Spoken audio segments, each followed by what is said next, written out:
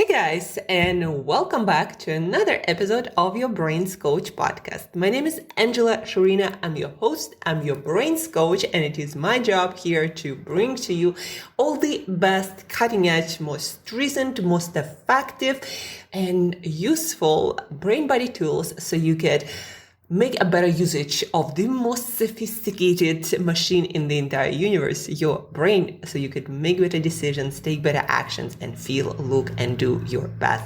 That's what we're here all about.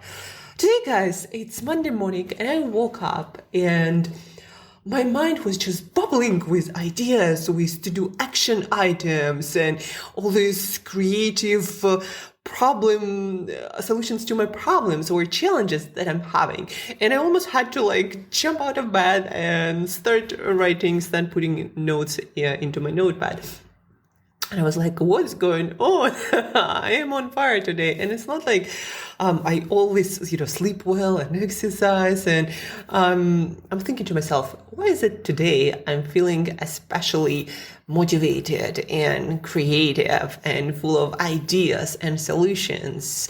And over the weekend, I didn't even rest this much. I didn't do anything special. I actually just finished working on the landing page for my new CEO Health 360 training, 11 weeks. By the way, it's absolutely awesome if you are an entrepreneur, if you are a business owner wanting to dial in Q4, all your health, fitness, nutrition, mindset, stress resilience, sleep habits. This is for you. The most effective tools are there.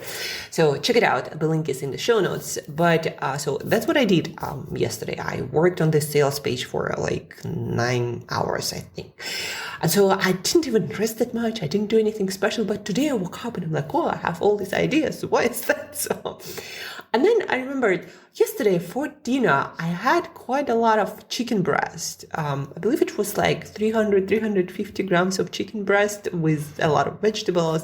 I'm going through my own fitness challenge this quarter, and one of those challenges is eating more protein, and specifically more lean protein. And chicken breast is one of the, if not the highest protein-rich food with the least amount of calories. It's like almost pure protein, right? So I ate a lot of chicken yesterday. And chicken breast, specifically a lean poultry meat, is the highest, the richest source of tyrosine. And tyrosine is the main building block of dopamine molecule, of that molecule that is not feeling good molecule, but instead kicking the butt kind of molecule, your kickstarter. Without dopamine, mice and people can't even move properly. They develop this kind of mice in laboratory somewhere. And the mice couldn't produce dopamine. And so the mice were so unmotivated. Then even when you would put food a few centimeters away from it, it wouldn't go and eat it. That's how little motivation it had. Dopamine, without dopamine, you're literally not able to do anything. You don't want to do anything. You don't want to move. You don't want to solve anything. And especially if that requires any additional challenge, you for sure are not going to do that. And so when your dopamine levels plummet, with that plummets your drive for action. You have so much less this energy of activation or of getting started that you don't start a lot of things. And on the podcast today, I want to talk to you about two aspects of motivation, or dopamine, that is the main building block of your motivation, folks. I personally want to do at some point some experiment on highly driven, motivated people and see how effective and efficient their dopamine system is. Because I truly believe that that's one of the core characteristics when it comes to biology, of high achieving, high performance, and highly driven people. Like if you take Arnold Schwarzenegger, I was just listening to an episode of podcast on Searl show, and Arnold Schwarzenegger just came up with his autobiography, and he was talking about all his accomplishments. And it would be interesting for me to measure, if there is an opportunity, his dopamine levels. I don't even think we have a very effective way to do that in human brain at the moment, but I almost 100% sure his level of dopamine is up there, and it is true for all of the highly ambitious people. But anyhow, back to chicken dopamine motivation that you need for Monday. And if you are after some ambitious, audacious goals, you will need to make sure that your dopamine levels are sufficient and preferably quite high. And motivation, at the end of this podcast, folks, you'll also going to hear a clip from my conversation with Alex Searl. He is the founder of Humble Mind, a new community dedicated to learning human skills in the era of AI. The link to the community also is going to be in the show notes. So we talked with Alex a few days ago, and during this conversation, we talked about motivation, and I shared with him my model of motivation, how it has two components. It has this mindset components that drives the release of dopamine. So by thinking a certain way, you can increase your motivation, and that motivation comes with higher levels of dopamine. But also, a lot of things that you do in your lifestyle has to do with the physicality of producing more dopamine in your body, in your brain, and that keeps you more motivated in your mindset, in your mental state. So when it comes to mental state and motivation and producing more dopamine, you want to set the goals. You want to set clear goals. You want to set stretch goals, those goals that make you feel challenged, but in a way that you can sum up all the resources and come up with solutions and overcome challenges and reach that goal. Like stretch goals that make you feel challenged but doable. Those are the best goals for, it seems, to raise dopamine and levels of motivation. So, right, clarity of goals is important. How close the goal feels to is also important. They did the studies in animals and in humans also seems to be true that when the goal, the finish line is closer, our levels of motivation, of energy increase. And that probably has to do with reward is near. So push through and you'll get rewarded, right? And so dopamine also obviously cares a lot about rewards. And that's why it's very important to understand mentally, emotionally, why you do whatever you want to do. If the pursuit of anything feels meaningless and you don't understand, you don't connect with the reason why it's important in your life, guess what? Your dopamine levels, and with that, your motivation levels also will plummet. So it's important to break down those goals, right? To bring the reward, at least the perception of that reward, closer. It's important to connect to your why, to the reason, to meaning of that goal, of that pursuit in your life. And again, clear stretch goals. All of that helps to increase the level of dopamine, the level of motivation on the mindset side.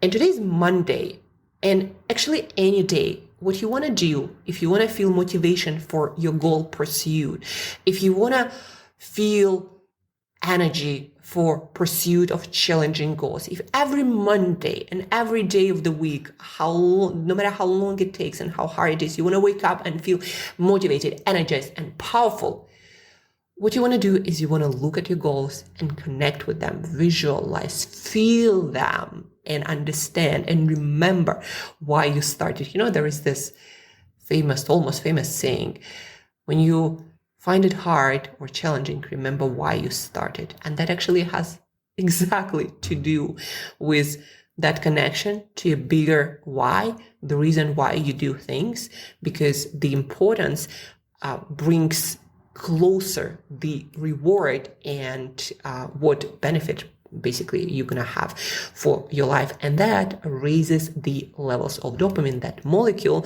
that biologically unlocks all the energy reserves you need to take the hard action, right? Just understand this dopamine is that connection that you can influence both ways. You can change your mindset. Like, for example, set your clear goals, connect with your why. And that will influence the levels of dopamine, and the dopamine will unlock energy reserves needed to take that action. But then also, from the opposite side, you can do things with your biology to increase levels of dopamine. That's why medications or some natural substances, actually supplements like L-Dopa, for example, it's an extract from a plant. Maybe it's a plant. No, I believe it's an extract from a plant. So when you give it to people who have low levels of dopamine, that is not great for many different reasons.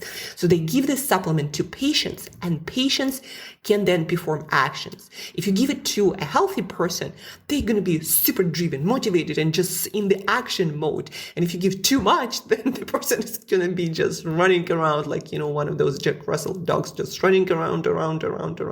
So that's what's going to happen if you give a lot of dopamine to yourself. Not necessarily always productive pursuit for a human being, but just understand that when you change the level of dopamine, all of a sudden, mentally, you feel motivated for doing a lot of things. And I just want you to understand this idea that dopamine is this molecule that activates energy resources and you for action. And it can be influenced through your mindset. Especially powerful are goals, meaningful goals that are clear, that are stretched, that are broken down into milestones. And then on the physical side, in order to have a high level of dopamines, you can do quite a lot of things. We started with me talking about chicken and how it made me feel all this motivated and creative this morning. Now I'm thinking maybe I should eat like chicken every day for dinner, a lot of chicken breast, right? But now understand this connection that physical stuff you do, that also influences the levels of dopamine in your brain and in your body circulating, and actually circulates not just in your brain, but also in your body. And that will change your mindset, the thoughts you have, the feelings you have, the goals you set, and that the actions you take, and that will change the course of your life. That's how powerful this is. So back to practicality and question, how do I change levels of my dopamine from physical side? With my lifestyle choices, with different eating habits? Well, one, I already told you, eating sufficient amount of protein, and not every protein, but specifically protein foods rich in L-tyrosine. Natural foods are foods like lean poultry. Salmon actually is really high in tyrosine, one motivated fish that has to actually go upstream to lay the eggs. Well, salmon's life is difficult. That's what I want to tell you, at least in the wild. And maybe that's why it has a high level of tyrosine that dopamine is made of, right? So salmon, chicken, and also turkey breast is the same, any poultry breast actually. Then we have meats, we have seafood, and then we have dairy and eggs. Basically, animal-based protein is higher in tyrosine, but chicken breast, turkey breast are up there. Salmon also up there. So eat your protein for breakfast, for lunch, for dinner, and you might just wake up on fire every single day. The next very important step to keep your levels of dopamine high and keep them from plummeting, that a lot of people don't do enough or well enough. Sleep. Having enough sleep, 8-9 hours on the same schedule, having regularity in your sleep, making sure that you drink too much caffeine or alcohol to destroy the quality of your sleep. Having good quality sleep on a regular basis will create more dopamine in your system. So they did also this research, and people who don't sleep enough, who cut their sleep short for 6 and less hours, have lower levels of dopamine. And you might even relate to that. When you have a great night of sleep, you wake up and you're like, I want to do this and that and that, and I have a solution to this idea. Well, partially to what degree we don't really yet know. There just hasn't been enough studies. Well, partially that motivation, that drive, and that creativity comes from the quality of your sleep, comes from increase in dopamine. Please realize that dopamine is also important for creativity, for learning, not just for energy and motivation and drive and to make you feel good when you get the reward or when you finish something challenging. So sleep is one of those most important things. Then light. light exposure, proper light exposure. Andrew Huberman, this star neuroscientist from Stanford, always talks about morning light exposure and how you have to do 80% of the time or figure out a solution how to get that light in, natural light. Nothing compares to that. But then if you cannot get that, you gotta get lamps that can substitute that. So light exposure in the morning, but also what is equally important, not exposing your brain to a lot of bright light before bed, and especially during the night. It seems to be, again, Andrew Huberman shared that many times on his podcast, that when you expose your eyes that have special receptors in them that transmit information to your brain, when you expose your eyes during the night to blue bright light that comes from our devices, your levels of dopamine plummet by a lot. So that night light exposure is really not great for your dopamine levels. Exercise, staying active, having great blood circulation towards your brain also is crucial for your dopamine levels. If you don't move, your brain doesn't groove. You see that kind of creativity I'm talking about when you start talking in rhymes and your brain all of a sudden lights up. So that comes from higher levels of dopamine. And that comes partially from those things. Again, eating your protein from the right sources, sleeping enough, sleeping on a regular schedule, seeing sunlight in the morning, not exposing your eyes to bright light from devices, especially between the hours. And then again comes from Andrew Huberman from Stanford, from 10 p.m. to 4 a.m. Do not expose your eyes to blue bright lights. And there are also different hacks around that, from blue light blocking glasses to changing light on your own devices. There are many different things that technology offers, but please understand that how you view your light really matters for your dopamine levels. And that's why every morning I go for my walks and make sure to get that light on as many days as possible. When I can't, I travel or something, I can't, but when I have the ability, I do that. And then last but not least, also having all the vitamins and minerals. It seems that dopamine is sensitive to things like vitamin D and iron and magnesium and probably a bunch of other things. Also vitamin B6 that a lot of people are short on. And that's why I personally always tell my clients, first, let's start supplementing that. Let's make sure that you get all the essential nutrients.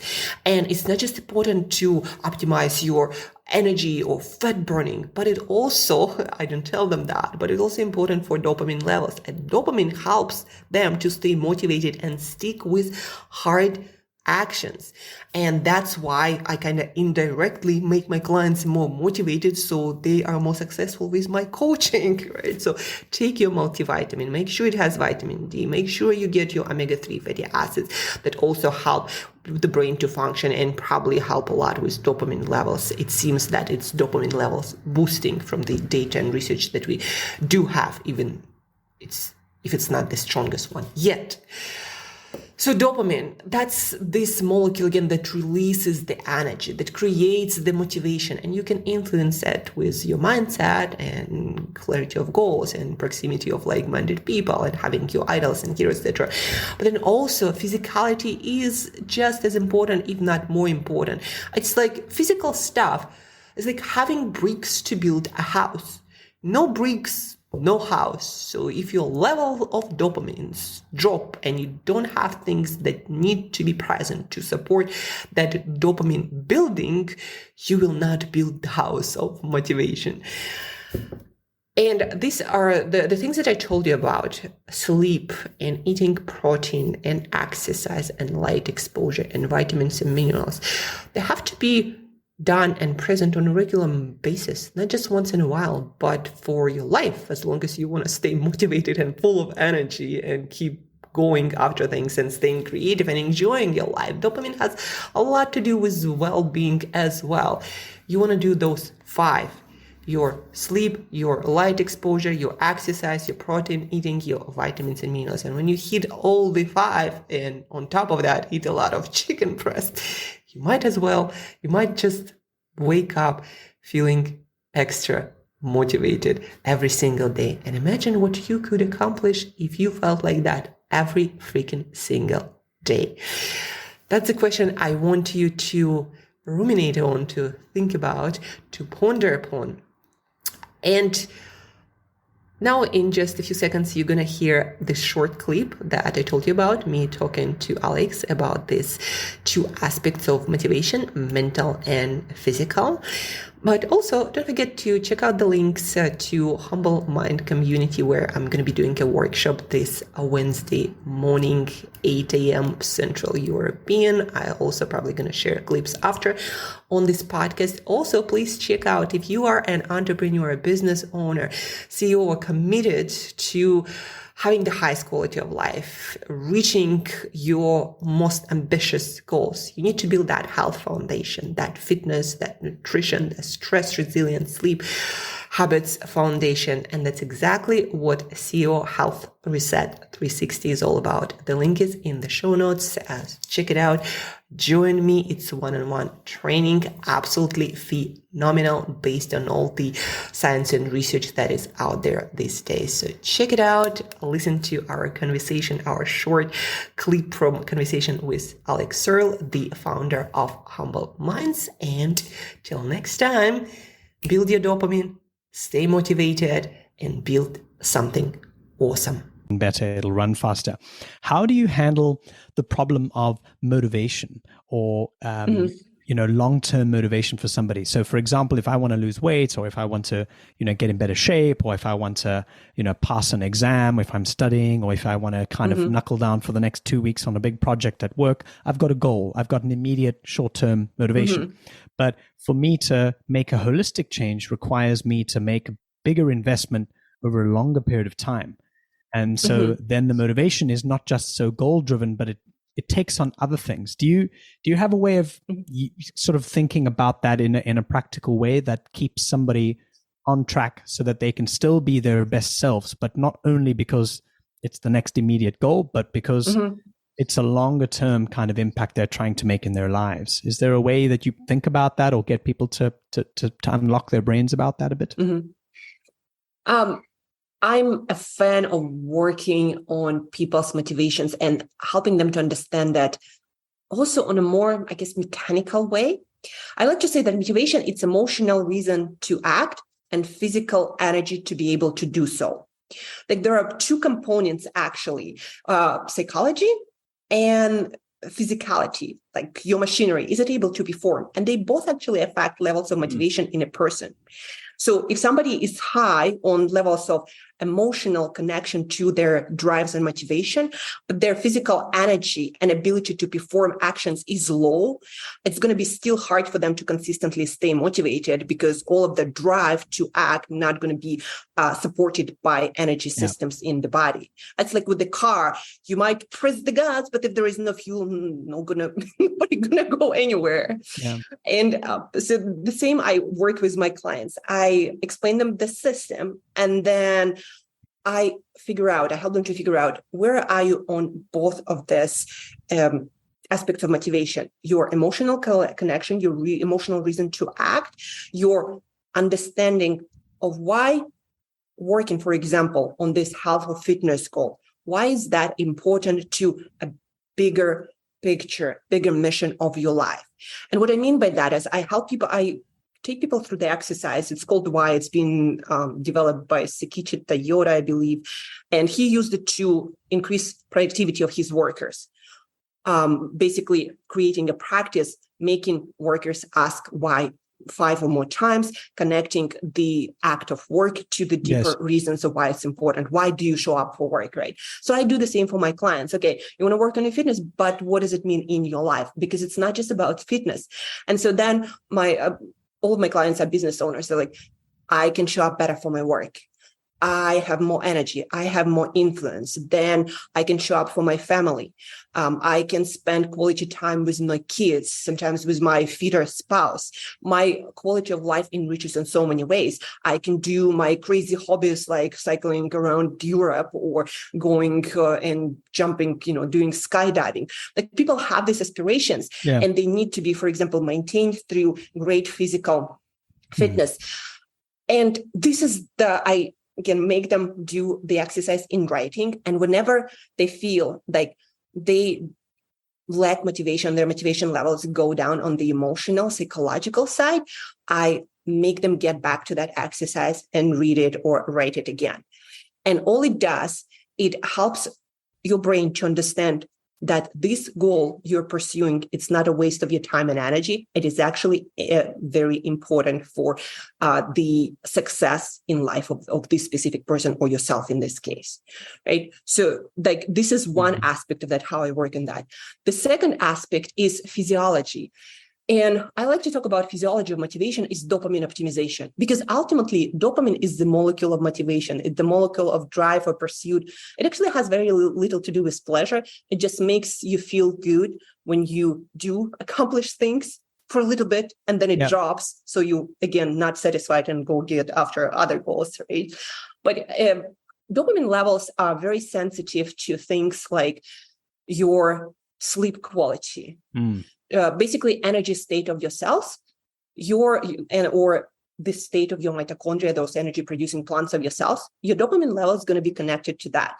And so we want to optimize physiology in a way that's going to boost that dopamine levels. Your brain basically try to understand, okay, how are we on energy? How is your physical reserve? And if it's high, your brain will give you a lot of dopamine to be able to pursue your goal. Yes. Now, if you have high motivation, but your brain senses that your mitochondria doesn't work well, you haven't slept for a while really well, then your dopamine level is going to be down-regulated. And what it's going to mean, you're going to feel a little bit more on the depressed side, a little bit more on a getting into yourself instead of getting out into the world side. You're going to be feeling like you're less capable. And that your brain does on purpose, so you don't overextend resources that are already low, and you stay safe. You take less actions, and you preserve the reserve that is already low. And that's when your physical level of motivation goes down. And no matter how high your ambitions are, they're gonna last like very short time, and then you're gonna dip into not having energy and motivations to consistently put in the work. I love that. Preserve the reserve that's already there. It's so true. It's like when I have a yoga practice that I do almost every morning, and I can just feel when it impacts the whole day, both when I do it and when I don't do it. And so it's almost like the body and everything, the system that has now been trained to get used to me doing that practice now depends on that. So it feels like that for my body to get into the high gear when I do it. But it's the same thing that happens when I don't do it. Then the body stays in that low gear. And then that impacts how I think about my day, how tired I feel, how energetic I am with clients and all of that stuff. So yeah, it's like it makes the good better and it makes the bad worse kind of thing. It feels like, I guess what I'm trying to also understand about like physicality of motivation is that what I actually heard on listening today to Andrew Huberman podcast with Chris Voss. He's top of FBI negotiator. The FBI guy. Yes. And Andrew Huberman complimented him on his physical fitness. He's like, you look super fit. And like, he asked him what he does, etc. And Chris said this phrase: your physical state is inseparable from your psychological state. The reason why he's motivated to maintain such a high degree of fitness, because he knows it flows directly into his ability to perform at a higher level mentally and control his psychology that is so important in a setting of negotiation. And the same goes for motivation. I believe a lot of entrepreneurs still don't understand that the way they show up for their mission, for their work, what kind of influence or impact they're going to produce highly depends on their average, I would say, energy state. So it means, entrepreneurs kind of like have their high moments, but then they go low and high. Are you able to maintain something that is higher than, of a lot of people around you on average, like average day? Can you do it consistently? And that's what I learned also observing a lot of top performing entrepreneurs going to make the biggest difference over long term, over 10 years or more.